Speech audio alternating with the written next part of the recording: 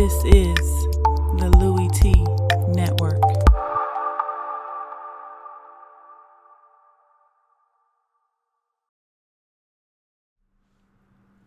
Who else could it be? For me, your man, Louie T. Welcome to the granddaddy of them all. 256 games in the regular season, in the books, an additional 10 in the postseason have been put to bed, and only one remains. Super Bowl 52. From Minneapolis, Minnesota, as the number one seeded AFC representative New England Patriots take on the number one seeded NFC representative, the Philadelphia Eagles, in what should be a fabulous matchup between two teams that have met in the Super Bowl before. Super Bowl 39, Patriots come out on top in that game, 24-21. Eagles very anxious to get their hands on the Lombardi for the first time in franchise history. This should make for just a magnificent contest. And these two teams are eerily similar in their path to the Super Bowl, and both teams come into the game at 15-3 overall. Both teams got at least one blowout en route to the Super Bowl. Now, the AFC Championship game was very dicey for the Patriots. They had to come from behind to beat Jacksonville to get here. Meanwhile, the Eagles were able to destroy the Minnesota Vikings, but the Patriots were able to handle business relatively easy in the divisional round versus the Titans. Meanwhile, the Eagles got their toughest test of the postseason to date versus the Atlanta Falcons before moving on to the NFC Championship game. So both teams getting a scare at home, and both teams also having a blowout at some point. But these two teams, their styles contrast in how they've reached this point. And that's what's going to make this game so compelling to watch. Because as we know, styles make fights. And these two teams are sort of different in their approach to the game. But the results remain the same. These are the two best teams we've seen all season in both conferences, as their records bear out. And so they're going to duke it out to figure out who will hoist the Lombardi. The Patriots are here with Belichick and Brady, the B&B winning factory, for a record 8th time for this duo. They're 5-2 in the Super Bowl, looking to get that elusive 6th Super Bowl championship, tying the Pittsburgh Steelers as the only NFL franchise to have 6 Super Bowl championships. It's not going to be easy against an Eagles franchise that is starving for their first taste of Super Bowl championship. So they're going to be a tough team to oust in this game. And I want to talk about what are going to be the keys to the game for both teams in order for them to be successful and get the dub and hoist the Lombardi. And we're going to start with the Philadelphia Eagles and what they have to do in this game to pull the upset for the third straight time. Remember, they were underdogs at home. Again, the Carson Wentz injury changed everything. They were viewed as a team that didn't stand a chance this postseason. They've run with that whole mantra and moniker. You've seen the face mask with the underdog, with the dog, with the tongue out. We've seen all of it. We've heard all of the disrespect that the Eagles felt going into the NFC divisional round playoff game versus the Falcons, into the championship game versus the Vikings, both at home. Few times will you find a number one seed at home as underdogs. But most circumstances don't look like the ones we've seen this season with this Eagles team, and they've overcome adversity at every turn. And here's what it's going to take for them to overcome it once more and call themselves Super Bowl champions for the first time in franchise history, in one of the most improbable runs to a Super Bowl that we will be able to say we've ever seen in NFL history. You got to start on the defensive side of the football with these Eagles. If they're going to have a chance, that's what's going to have to carry the day with them. Look, it's no secret. We've said this a million times. I sound like a broken record because every team that plays against the Patriots, it doesn't matter at what point of the season, regular season, postseason, championship game, Super Bowl, it doesn't change. The narrative remains the same. You got to get to Brady. I don't think the Jaguars did that enough. They had their chances in that game, but at the end of the day, they didn't get to Brady enough. This Eagles defense is fully capable of doing that, probably more so than the Jaguars, because unwilling to blitz were the Jaguars. We know that Jim Schwartz is fully capable, willing, and able to blitz at any time. He'll come with the slot blitz. He'll come with the safety blitz. He'll come with overloads. He'll mug the A-gaps. He'll do whatever it takes to get after your quarterback and make them uncomfortable. And they do a really good job of disguising what it is they want to do and coming with late pressures. They come with zone. They come with green dogs. They come off the edges. They come up the middle. Jim Schwartz does a good job of disguising what's going on pre-snap.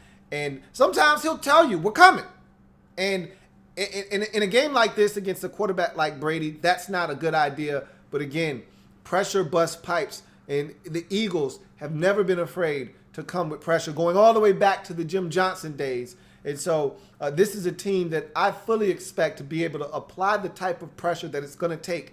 Those two losses in the Super Bowl that Tom Brady has, that Bill Belichick has, to the Giants, the basis of those losses came from pressure, especially the first loss in 2007 to that perfect Patriots team going into that game against a Giants team that was like a 6 seed, an improbable road to the Super Bowl.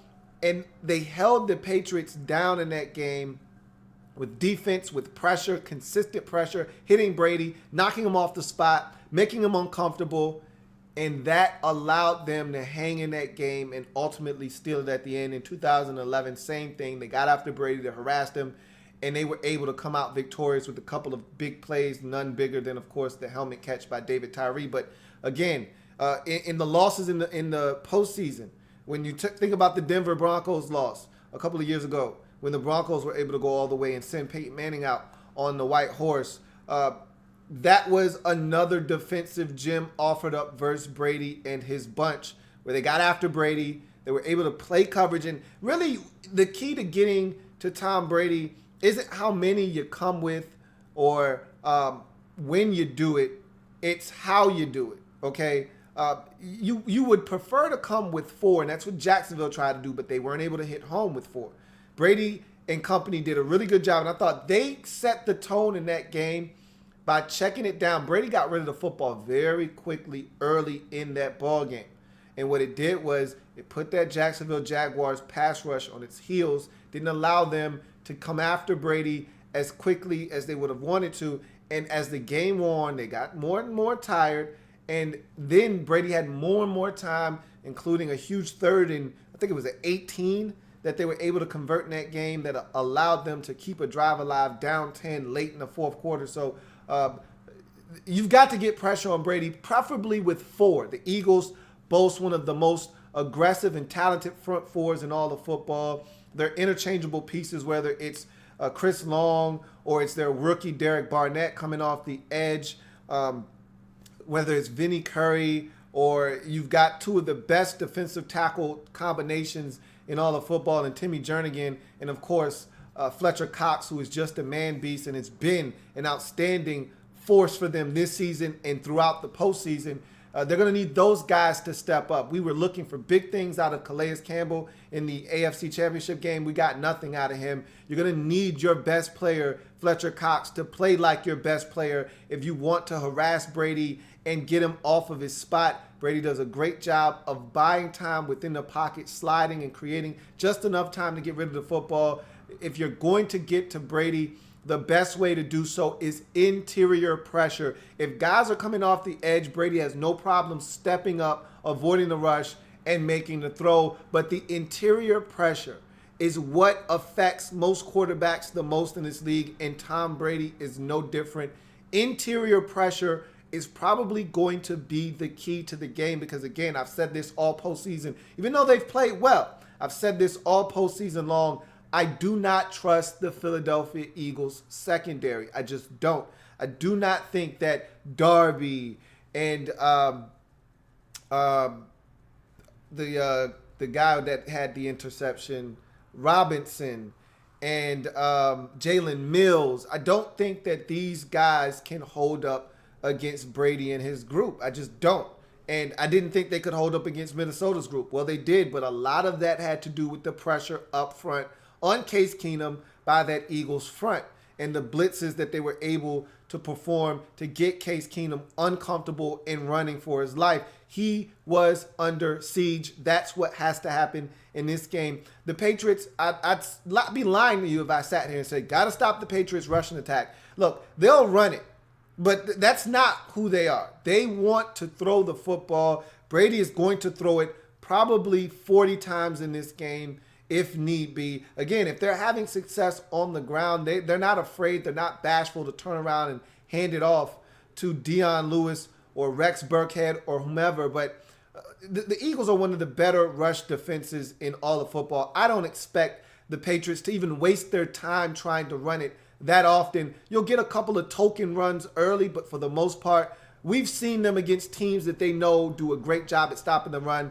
They have no problems abandoning the run and strictly going to an up-tempo, pass-happy offense led by Tom Brady, who is surgical in that mode. So if you're the Philadelphia Eagles, yeah, stopping the run's important, but to me, that's secondary in this game because the Patriots, I don't think, are going to come out with an aggressive run package and run scheme. They're going to look to attack you through the air where I think you're vulnerable, especially in that secondary. Okay, Patrick Robinson, Jalen Mills, and Ronald Darby, they don't scare me. All right. I think your safeties are good, especially Jenkins. But that Eagles secondary isn't the strength of this defense. The strength of the defense is the front four. I think you can even attack their linebackers. Even though I like Kendricks, I think you can attack this Eagles linebacking core through the air. And the Patriots are going to try to exploit that with all the backs that they have. Every game, you see the same thing from the Patriots in terms of the wheel routes up the sideline, the pick plays to try to get the running backs the football and get one-on-one coverage with those guys so that they can win and Brady can loft it up over the top of the defense and try to get that matchup isolated off to the sideline where if that running back can win and win big, he can get big yards after the catch. In any event, you're going to see a lot of those matchups. The key is get to Brady before he can get to those matchups, before he can find where the mismatch is, whether it's in the slot with Danny Amendola, who has been an absolute animal this postseason, as they call him, playoff Amendola. He's been huge for them, whether it's there, whether it's outside with Cooks against either one of those corners, or it's Chris Hogan. It doesn't matter.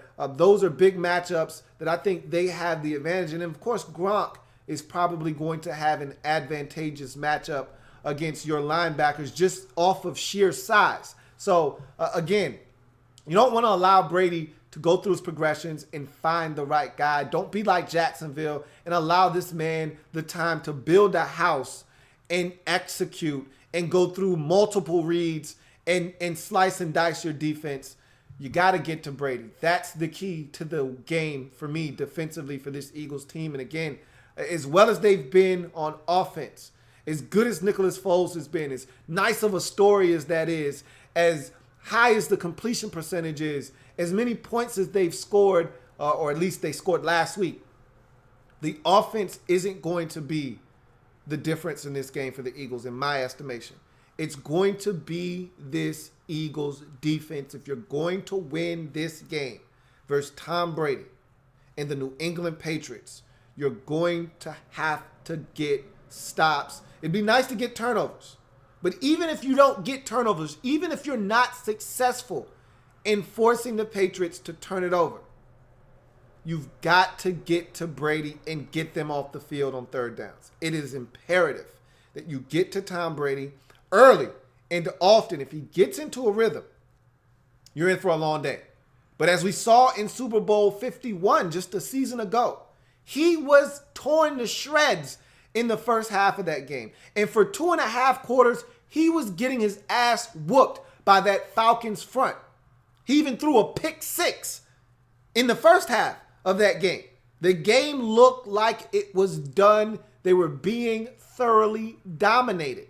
Brady was being harassed. He was being hit. He wasn't comfortable. And then the Falcons got sloppy. They got tired up front. They stopped applying pressure, and Brady went to work. Scalpel, sponge. He got surgical on their ass. And next thing you know, biggest Super Bowl comeback in NFL history achieved, and the Patriots were hoisting yet another Lombardi. So you've got to get pressure on Brady early and often, and you can't stop, because once you give him an opportunity, you can have him down for 1 quarter, 2 quarters, 3 quarters, but if you give him a chance, ask the Jaguars, they held Brady down for 3 full quarters. And then they gave it up in the 4th quarter. And really, you could say 3.5 quarters. Because with 7 minutes left in that game, the Patriots faced a 3rd and 18. And they gave it up.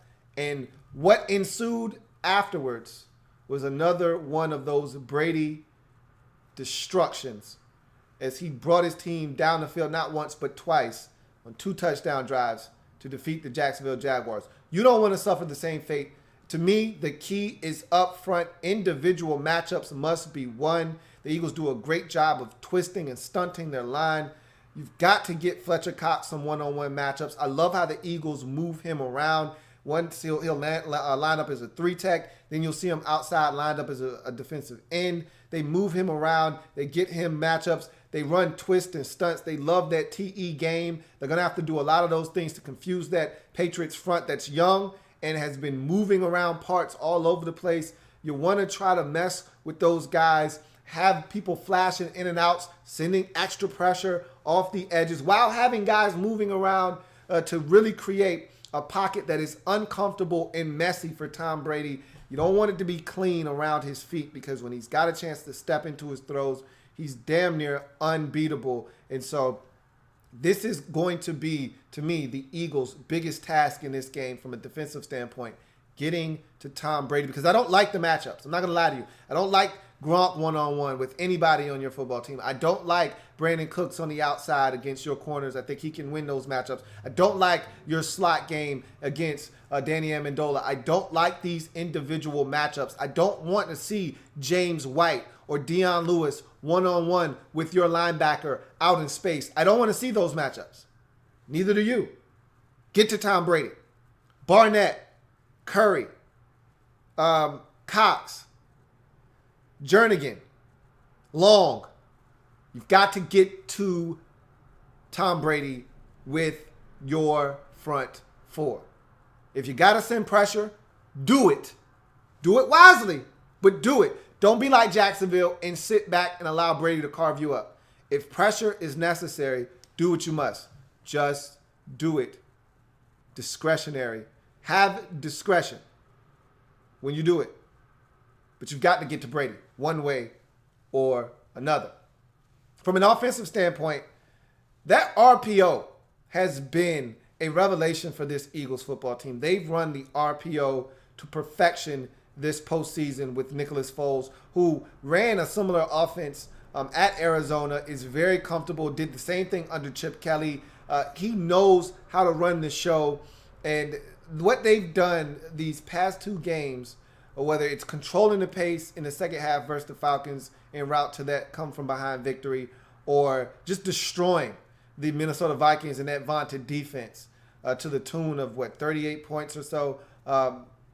Whether it be that or what we saw against Atlanta, he's controlled, he being Nicholas Foles, has controlled the pace of the game. The RPOs have worked to perfection. But look, don't think for 1 second these 2 weeks haven't given Bill Belichick and Matt Patricia an opportunity to dissect that RPO and really give them a chance to figure out what's the best way to attack it. And so these 2 weeks between the NFC Championship game in the Super Bowl has given them an opportunity to dissect that. But the thing that I love that you have in your back pocket is a head coach that is so smart, that has so much offensive knowledge and creativity, more importantly, that he's going to come up with some wrinkles off of that RPO that's going to really because really all they've been doing is RPO with the run action and then slants behind it. So now I'm looking for a little bit of a change. Maybe a slant and go off of the RPO. Maybe a slant and back to an out, or we used to call it a Z out or a whip route, as they like to call it in the NFL now. Off of that could end up in big yardage. I'm looking for some kind of adjustment to the adjustment that's going to be made by Bill Belichick and company. If they're too aggressive on the run, he's going to pull it out and pass. But they're going to be sitting on slants because against the Falcons, that's what ate them up in the pass game. The RPOs for slants. In the game against the Vikings, same deal. They got hit with a lot of RPOs, and one of the bigger plays right before the half, a dig and go, really. You had a lot of time on that play where Nicholas Foles was able to buy time, but you had Alshon Jeffrey never, ever trust a man with two first names running a deep in cut, a deep dig, and then taking off. And so it was a dig takeoff essentially, and it takes a lot of time for that to develop, but it was able to develop in a major way as he was able to get free behind that Vikings defense for an easy touchdown. And so I'm looking for adjustments to the adjustment. If they play that run too aggressively, those defenders are probably thinking slants. They go to jump it. I wouldn't be surprised to see a slant and go, a sluggo over the top. But if they're too lax, like, no, we're not going to give up the slant, then you hand that football off and you let your running backs rumble, whether it's Ajayi or Blunt. You let those guys do work on the interior of that Patriots defense that's not that great. So I'll be anxious to see what Doug Peterson does to kind of counterbalance what the Patriots are going to do, because they're going to make adjustments. That's what Bill Belichick does best. He takes away what you do best. And that's how they've won 5 Super Bowls, looking to make it a 6th. So you got to assume that they're going to adjust for the RPOs. It's easier said than done. But if anybody can do it, it's Bill Belichick and Matt Patricia. So I'm expecting an adjustment there to the RPO game of the Philadelphia Eagles. And so if you're the Eagles, and this is why I love Doug Peterson, because I know he's going to have some type of wrinkle to offset whatever the Patriots think they're going to get. And so I have no doubts that he'll have a game plan that will give the Eagles a chance in this football game. The question is, can the Eagles go out and execute? Now, I'm going to tell you right now, Stephon Gilmore probably going to follow around Alshon Jeffrey. I don't expect Jeffrey to be a huge impact in this game. Stephon Gilmore is, and I know we said the same thing last week. Oh, he's going to be taken out of the game by Xavier Rhodes. Well, Xavier Rhodes wasn't healthy, 1, and 2, he didn't follow him around the field. You're going to get all of 24, the entire game, on Alshon Jeffrey. I think that's going to be a matchup. Belichick has done this throughout his career. This is why that's the one position they've been always willing to spend top dollar on, whether it was Revis as a hired gun or now Stephon Gilmore, or even going back to the days of Ty Law and Asante Samuel. They've always needed that one guy that they felt comfortable that could check your best receiver. Belichick loves to move around those particular star corners and have them travel with the other team's perceived best receiver. I look for Stephon Gilmore to try to erase Jeffrey out of this game. And so you're going to need other guys to step up. Can't have the dropsies in this game. Can't have errant throws. You're going to need a guy like Trey Burton to step up in this game. I think he's going to have some opportunities to make some plays. You're going to need a guy who's been huge for you this year, Nelson Aguilar, to step up and make some plays. Torrey Smith, it was great to see him come out and do something last week. It'd be great to see him do it again, because they do have a cornerback, despite him being good, that you can take advantage of in Malcolm Butler. And so you're going to have to attack him. But I'm going to tell you right now, if you get the Torrey Smith that's passive-aggressive, Malcolm Butler will put him to sleep. But Torrey Smith has the speed and the ability to be aggressive. And this is why I think Doug Peterson is going to put in some double moves to take advantage of that over-aggressiveness of those corners and see if you can't get a guy like Torrey Smith deep like you did last week on a trick play to score a touchdown on the flea flicker. So, again, I have the utmost confidence in Doug Peterson's ability to put this team and these players in positions to succeed offensively. How does Nicholas Foles handle this huge stage? He was excellent 2 weeks ago in the NFC Championship game, but this isn't that. This is totally different. This is the Super Bowl. Doesn't get much bigger than this. How does he handle this stage? Does he play like he did in the first half versus the Falcons where he was bad? Or does he play like he did for the last 6 quarters, second half against the Falcons, all 4 quarters versus the Vikings? Does he show us that kind of football? Or is he going to revert to the guy that was nervous and scared in the first half of the divisional round versus the Atlanta Falcons? This is a huge stage, and we know the lights are bright. Will he have stage fright, or will he come out and play his best brand of football? Can Jay Ajayi hold on to the football? It was a problem in Miami. He would put it on the carpet. We saw him fumble in the divisional round versus the Falcons. Can he hold on to the rock and not put it on the carpet? There is no margin for error. Those mistakes cannot be had against a team like the Patriots. These aren't the Atlanta Falcons where you can turn it over 3 times and only surrender 10 points and still win. You turn it over 3 times, you're going to get your ass beat in this football game. Eagles are going to have to be much more sound on special teams and overall just be better. They've had a couple of special team blunders in this postseason. They're going to have to be much better if they want to beat the New England Patriots. But the opportunities will present themselves. I have no doubt. Zach Ertz, to me, is a big-time playmaker. You've got 2 of the best tight ends in all of football in this game. Ertz is going to have matchups that you can win. They have no answer for Zach Ertz. None. Because they can't check Alshon Jeffrey and Ertz with one guy. So even though they've got a safety in Patrick Chung that's one of the better man-to-man coverage safeties in the league, Zach Ertz is outstanding. And I expect him to win matchups. And so, like I said, other guys are going to have to step up because I think the Patriots are going to do their best to take Alshon Jeffrey out of the game. If they're smart, they'll have a game plan for Zach Ertz as well, because maybe even more so than Jeffrey, Ertz is a guy that you have to take out of the Eagles' offensive attack, or next thing you'll know, you'll look up 7 catches, 94 yards, and a touch, and you're only through 3 quarters of football. So Zach Ertz is a guy that you have to pay close attention to.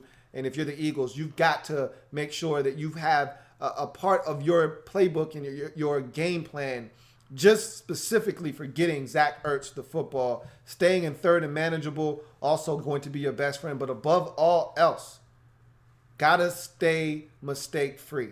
Got to take care of the football. The Patriots don't need your help. They're good enough as it is. They've been here enough. They know how it's done.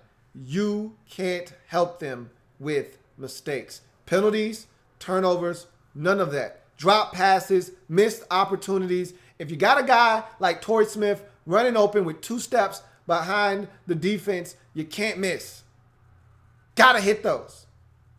Those are the types of mistakes that will come back to haunt you in a very close game in the 4th quarter, which I think this is ultimately going to be. The Patriots don't blow anybody out in the Super Bowl. They just haven't.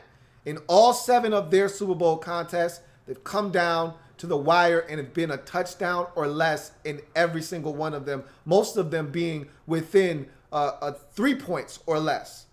Okay? So just know that it's going to be a close game. You've got to make sure you avoid the mistakes on the offensive side of the football if you are the Philadelphia Eagles. You get to and let me just mention this as well. Special teams, you've got a rookie kicker. Not the time for the yips. Make your kicks. Extra points included. Those loom large in games like this. Okay? So no missed extra points. Don't score a touchdown and then yank one out of bounds and give the Patriots the football at the 40-yard line. Don't do that. Okay? Don't go to fair catch a ball, and we're indoors, so there's no excuse for anybody muffing anything or the ball bouncing and hitting a guy that's blocking and recovered by the opposition. None of that. Clean football on special teams. Kicking, catching, fielding, all of that. You get to the Patriots. And for the Patriots, the narrative, it doesn't change. And let's start with the offense because, to me, if you're going to win this game, most likely it's going to be on the offensive side of the football. Brady has done this numerous times. Protecting Brady is the number one goal and objective in this game. You got enough matchups that I think you can win if you can just protect Tom Brady and keep him upright. If Brady's got enough time to be surgical with the football between Gronk and the backs, whether it's Burkhead or Lewis or James White, I mean, there's so many. The options are endless at the running back position. They've had guys out. Burkhead has been out. Gillislee has been out. And they've still just kept the party rolling, okay? So the options out of the backfield alone are scary. And Brady loves going to his backs out of the backfield. But then you got Gronk, who's coming back off the concussion, and you knew he was going to play. If you thought he was not going to play, you were out of your mind. You were out of your gourd. You knew he was going to play. And then they've got Cooks, who's their leading receiver. But then Amendola's been their best receiver in the postseason. And oh, by the way, they still got Chris Hogan. So there are options for Brady everywhere. That's not the issue here. Those guys can win for Brady. The issue is, can you keep Brady upright long enough so that he can survey through those reads and get the football to the right guy? And that's going to be the task of this offensive line that has been shuffling around a little bit, had some injuries throughout the postseason. Nonetheless, this is probably one of the most aggressive and talented fronts you've seen all season long. And the Eagles have made it their business this season to make life a miserable hell for opposing quarterbacks by getting to the opposition's quarterback and flustering them. And they've been one of the most opportunistic teams in the league. We saw it last week against Minnesota. The Vikings dominated early, moving the football right down the field, scoring a touchdown. And what did the Eagles defense do? They responded with a pick six and then taking over the game, harassing Case Keenum, stripping him of the football, and just absolutely systematically taking apart that Vikings offensive line and getting to Case Keenum en route to that blowout victory that allowed them to advance to the Super Bowl. So you don't want to succumb to that same fate. And the way to avoid that is to protect Tom Brady up front, because I think the matchups that you have on the offensive side of the football will allow you to really exploit that Eagles secondary, which I think is one of their weaknesses on the defensive side of the football. If you can get to second and third reads or check it down, Brady's going to do some good things in this game, like he always does. It's what we've come to expect from Tom Brady. He doesn't shy away from these moments. He doesn't shrink. He grows. And the legend of Tom Brady grows in these types of situations and games. And so if the offensive line does their job, trust me, Tom TBE, okay, will do his part to help the Patriots hoist their sixth in what I think is going to be their final Lombardi trophy in Super Bowl 52. You look at the defense. There's some question marks on defense. I'm not sold on this Patriots defense, nor have I been all season long. I've told you that I didn't think they were going to fix it. I was wrong. I didn't think Matt Patricia could fix this incarnation of the Patriots defense. I didn't think it was possible. And I still don't think this is a good Patriots defense. I think you can move the football up and down the field, but that's always been the MO of a Matt Patricia defense. You can have all the yards you like. You want 500 yards of total offense? Fine. Go ahead. You want 480? You want 460? Fine. Go ahead. Help yourself. You want 12? You want 10? You want 8? You want 6? You want 12? Go ahead. But when you get in the red zone, make sure you settle for that field goal. Okay? That's what Matt Patricia's defense has been all about over the tenure and life of his coordinating days in New England. Is look, we bend, but we never, ever break. And this season, they were breaking early on. Okay? 36 to Carolina, 33 to Houston. They were breaking early on. Over 40 to Kansas City in the opener. Now, again, some of those were aided by defensive scores and things of that nature, special teams, whatever. But they were giving it up on the offensive side of the football. Make no mistake about on the defensive side of the football. Make no mistake about it. But they've cleaned it up. How? I still don't know with Dietrich Wise Jr. and company on that defensive line. I don't know why, because to me, their best defender is Trey Flowers. But yet Dietrich Wise and all of these other guys are finding ways to get to the quarterback. Don't ask me how, but they are. For the most part, though, Blake Bortles had time against the New England Patriots. He had time and opportunities. And so I don't think that this Patriots defense strikes any fear in the hearts of the Philadelphia Eagles, and they probably think they can move the football, and I think they can move the football. But what you have to do is you have to force Nicholas Foles to beat you. And you have to take away what the Eagles do best. First things first, stop the run. All right? But more importantly, don't allow them to abuse you with RPOs. And again, I'm putting my 100% faith, much like I am with Doug Peterson on the offensive side for the Eagles, having an adjustment to the adjustment that will be made for the RPOs. I'm looking for the Patriots to adjust to the RPO. And I'm putting the ball in the court of Nicholas Foles and Doug Peterson to put his players in positions to succeed.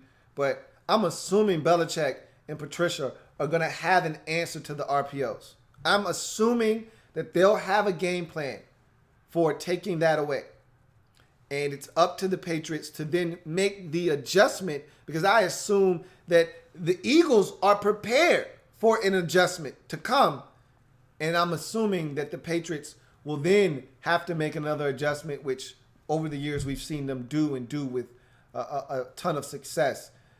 It'll be a cat and mouse and that's probably, if the most important matchup is Patriots offense versus Eagles defense, the most intriguing matchup, because I think this is going to be a chess match on the Patriots defensively having to stop who has morphed into one of the better offensive play callers in the league in Doug Peterson. Frank Wright, Doug Peterson and company, they're just doing it the right way. John DeFilippo, all of those guys in Philadelphia, they're doing it the right way on the offensive side of the football. It's not a coincidence that Carson Wentz was on an MVP tear before tearing his ACL.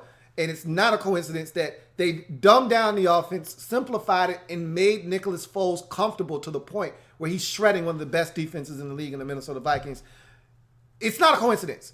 So now Belichick and Patricia are going to be charged with having to slow down an offensive attack that is as creative as any in the league. That, to me, is where I'm going to be most intrigued.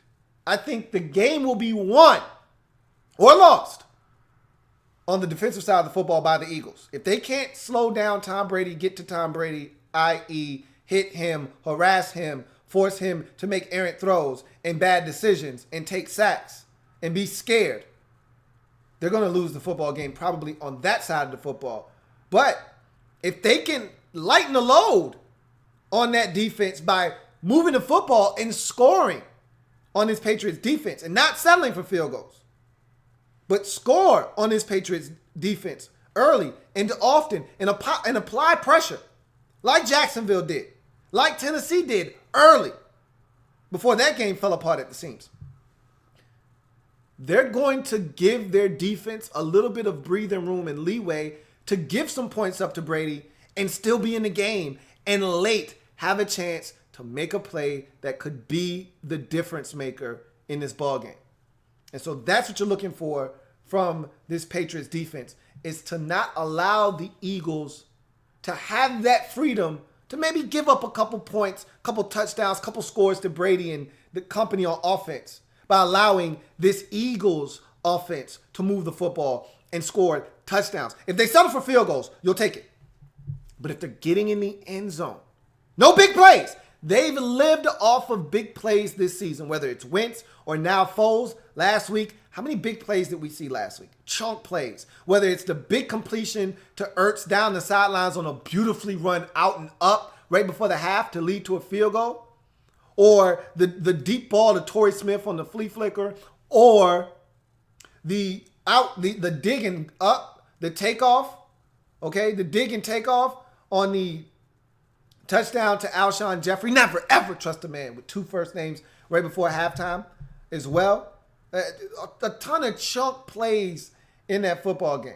Can't surrender the big play. They want to go over the top to Torrey Smith, to Alshon Jeffrey, to Nelson Aguilar. They want to hit the big play. You've got to make Nicholas Foles nickel and dime you. Force him to do it 10, 11 times on a drive. Force him to make decisions on RPO 5 or 6 times on a drive and make him make the right decision.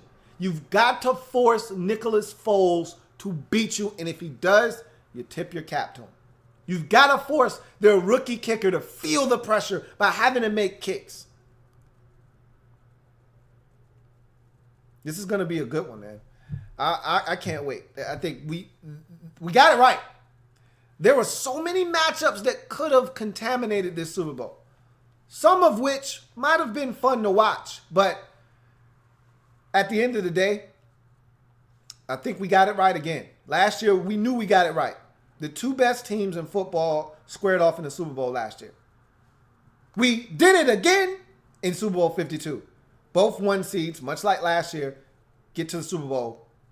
It's going to make for an entertaining game. And when it's all said and done, I look at the Eagles, and this reminds me of 2 years ago when the Broncos won the Super Bowl and the Panthers were playing the underdog card the entire year. And then when they got to the Super Bowl, they were the favorites, and they couldn't play that card anymore. And the Broncos, all of a sudden, they were the underdogs, and they were able to kind of use that defense and that underdog mantra to lead them to a victory in the Super Bowl. The Eagles have been the underdog, and they're going to be the underdog, but rightfully so in this game. But it's not the same effect as it was in the divisional round versus the Falcons, and even last week 2 weeks ago versus the Vikings. A lot of people, including a lot of people in Vegas, think that the Eagles are going to win this game. And I'll take it a step further. Now the Eagles fans are starting to smell themselves. They're starting to believe not only are they going to win, they're going to win big. The Eagles made a mistake some 13 years ago when these 2 teams locked horns in the Super Bowl, in Super Bowl 39, of mapping out the route for the celebration, the Super Bowl ticker tape parade after they were going to win. And the Patriots got wind of it. Belichick told his team. They used that as a rallying cry. They went out. They ended up getting the victory. The Eagles, they don't learn, okay? And sometimes you say, fool me once, shame on you. Fool me twice? Well, you can't fool me again, okay? Wise man once told me that. Can't fool me again. They did it again. They've mapped out where the ticker tape parade is going to be. They're already setting it up. It's almost like a team having the champagne ready in the locker room. They've already taped down all the walls, and they've got the goggles ready. Everything's set. They got the T-shirts printed up. They forgot one thing. Got to go out and win the game. And don't think for 1 second that Belichick isn't using every ounce of motivation he can get for his team going into this game. So the Eagles effed up again. Not to mention, they're feeling the pressure of the Super Bowl. They had a sloppy practice the other day. The Patriots have been here before. Again, young team, haven't been here before. There are a couple of guys sprinkled in there. Torrey Smith, LeGarrette Blount. There are a couple of guys, Chris Long, with this same Patriots team. There are a couple of guys sprinkled in there that have done this before. But this is a relatively young team that hasn't done this before. Sloppy practice. Now, not the time. Okay? When it's all said and done, though, I've learned a few things throughout my life as I've gotten older. Rich people are rich for a reason. You need to pay your taxes, and you don't go against the evil empire known as Brady and Belichick, aka the B&B winning factor. You just don't do it. If they're gonna lose, it's gonna be when you pick them to win. But you better not pick them to lose, because if you do, I can assure you they're going to win. So this isn't a reverse psychology, whole kind of bad juju. I'm looking to kind of pull the kibosh onto the Patriots. I just know better. And despite the Eagles having everything, every bit of motivation, underdog, haven't won before, they're hungry, they want it bad, they're going to have the vast majority of that crowd, I think, is going to be Eagles fans. I think they're going to take over that stadium. They've got everything going in their favor. The defense can get after Brady. This is a perfect setup for them to win. And I still can't pick against the B&B winning factory. I just can't do it. I refuse to do it. I've been burnt one too many times. I've put my hand on the stove. I got burnt. That one stung.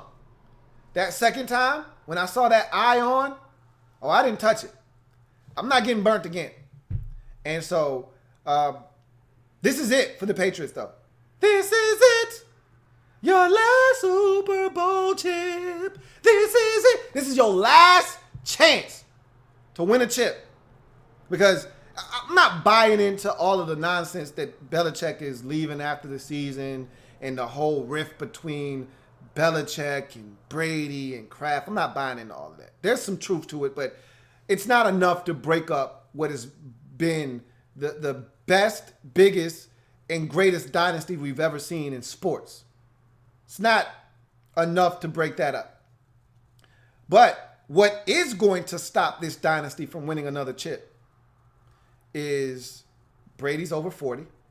And despite what you heard, he's old, okay? Brady rarely practiced this season. Why? Because he's old, and those injuries, they add up and they take longer to heal. He got ran into at practice, had to have stitches, and damn near didn't play in the AFC Championship game. You knew he was going to play, but, he's 40. Okay, he can't keep doing this every year. That's number one. Okay, these hits, there's a finite number of hits and games you can play and hits you can take before time's up. And Brady's going to approach that at some point. He's getting there. But he's old. That's one. Two, Belichick's old. Okay? He's running out of steam himself. Why do you think he's so excited about these wins of late? He's so elated because he knows these aren't easy and we may not have many more of these left. This one was probably more special because, and this is the next reason, Matt Patricia gone and Josh McDaniels gone.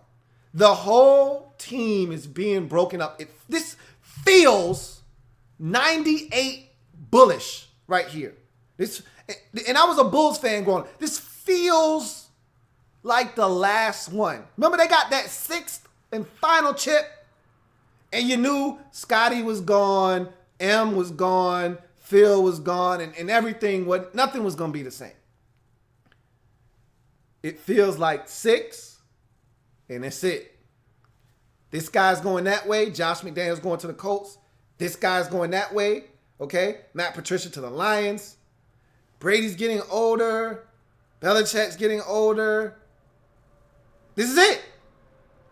When have you seen a legend of recent memory go out with an L in his final Super Bowl? And I know this is different than Ray Lewis. This is different than Peyton Manning because those dudes were done. Brady's not done. But this is the last one. Those guys don't lose in their final Super Bowl. 27-23. Patriots over the Eagles in what is going to be a great game. When's the last time we had an ass-cheek Super Bowl? Can you think of the last time? We don't do ass-cheek Super Bowls. So I'm expecting a barn burner, as you should. Commercials, damn the halftime show, but it's going to be great. And you know where to find me when it's all done. Here on the Louie T Network, live, as we break down the winner of Super Bowl 52. So, who do you have winning this game? And why? I need it. Score, team, how, why? Down in the comment section. Like the video. Subscribe to the Louie T Network if you haven't already done so. You've got mine. Where's yours? Leave it in the comment section. I need it. Leave it because I need it. And I'm going to read it. And I'm going to respond. And if I don't, just know I read it. But I need it. So give it to me. I'll see you at the conclusion of Super Bowl 52. Enjoy the festivities, but more importantly, enjoy the game. You know I will. I'll see you then. Have a good one.